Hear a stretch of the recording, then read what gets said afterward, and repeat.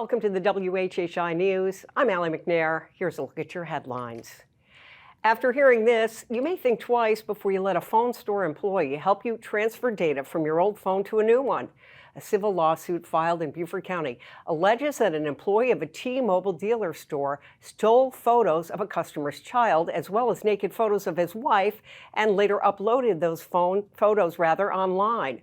According to the lawsuit, the complainant is suing the employee, James Tu, and his employer, Lipsy Communications LLC, an authorized dealer of T-Mobile, for punitive and general damages for invasion of privacy, mental anguish, and embarrassment.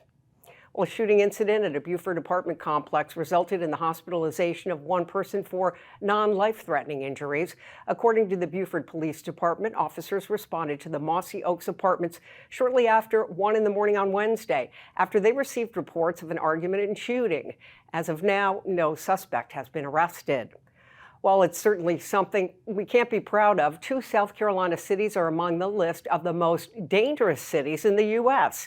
In a study conducted for Wallet Hub, a personal finance website, Columbia was named 102nd most dangerous city and Charleston 159th most dangerous. Data from the U.S. Census Bureau, Bureau of Labor Statistics, and the FBI were used to determine those rankings. The U.S. House of Representatives elected a new Speaker of the House on Wednesday, Mike Johnson of Louisiana, with all 6 Republicans in South Carolina's congressional delegation throwing their support behind Johnson. South Carolina U.S. Representative Nancy Mace admitted that electing a new Speaker had not been easy. Her vote to oust U.S. Representative Kevin McCarthy as Speaker had played a contributing role to the 3-week scramble to find a new leader. Now, South Carolina's sole Democratic representative, Jim Clyburn, voted with his fellow Democrats for Representative Hakeem Jeffries. A bird, which was first discovered close to 200 years ago in South Carolina, is among 21 species that have been removed from the endangered species list, and it's because they believe this bird to be extinct. According to the U.S. Fish and Wildlife Service, the Bachman's warbler, with a distinctive bright yellow face and a dark curved beak, was discovered by the Reverend John Bachman in 1832 on the Edisto River. The last confirmed sighting of the rare North American songbird was back in 1980. Now, if you'd like more information on these stories or other news as well, be sure to visit those news sources on your screen and check us out on Facebook, Instagram, and X, formerly Twitter. If you have a story idea, feel free to email us at news@WHHITV.com. Here he is, Justin Jarrett, with a look at sports.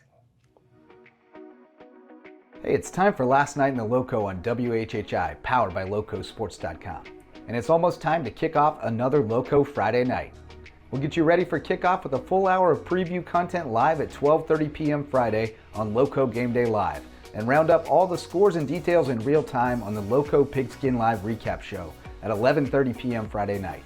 But here's a look at some of the highlights of the final Lowco high school football slate of the regular season. We'll start with the black and white. Region titles will be up for grabs when Hampton County travels to Barnwell, Patrick Henry hosts Thomas Heyward, and Whale Branch hosts Bamberg-Ehrhardt. Yours truly on the call for the latter on WSAV. And the top seed in the playoffs also hangs in the balance in Region 8 3A as Beaufort travels to Hanahan, but that scenario is more complicated. The Eagles will need to beat the Hawks by at least 2 points and hold them to 6 points or fewer to claim the top seed, assuming Phillip Simmons takes care of business at winless Battery Creek. If it's still in single digits after halftime, grab your abacus. Similar situation for the WHHI Game of the Week, with the Hilton Head Seahawks needing to beat the visiting May River Sharks by a healthy margin and get some help in the form of a Bluffton Bobcats win at Colleton County to slip into the final playoff spot from Region 7 4A. The Sharks would claim the spot with a win or by keeping the margin of defeat under 13, so there will be a game within the game unfolding late. You'll also need to keep an eye on that Bluffton Colleton score because the Cougars can grab that last spot with a win and a May River loss. Rivals Hilton Head Christian Academy and Hilton Head Prep also square off in a Sea Pines matinee, and Ridgeland Hardyville and Beaufort Academy are at home to close out the regular season, so it should be a great Lowco Friday night.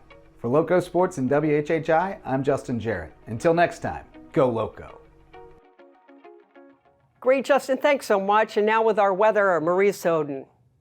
Thanks, Allie. Yep, so taking a look ahead, we are supposed to have some beautiful, warmer weather throughout not only this weekend, but going into next week as well with plenty of sunshine. So taking a look at Friday, it's going to be sunny to partly cloudy, with Hillnet having a high of 79, a low of 65, Bluffton's going to have a high of 80, a low of 63, and Beaufort's going to have a high of 80 and a low of 64. The sunrise for Friday is going to be at 7:36 and sunset's going to be at 6:37. Taking a look at the beach tides, high tide is going to be at 8:41 a.m. and low tide is going to be at 3:44 p.m. Taking a look into the weekend, a little bit into next week, Saturday it's going to be sunny with highs in the 80s, lows in the 60s. Sunday as well, it's going to be sunny with highs in the 80s and lows in the 60s. And then come Monday, it's going to be sunny to partly cloudy, but again, highs in the 80s, lows in the 60s. That's it for today. Let's head back to the desk. As always, thanks, Maria. When we come back, we'll find out about First Tee, the Low Country, and their work in Jasper County. Don't go away.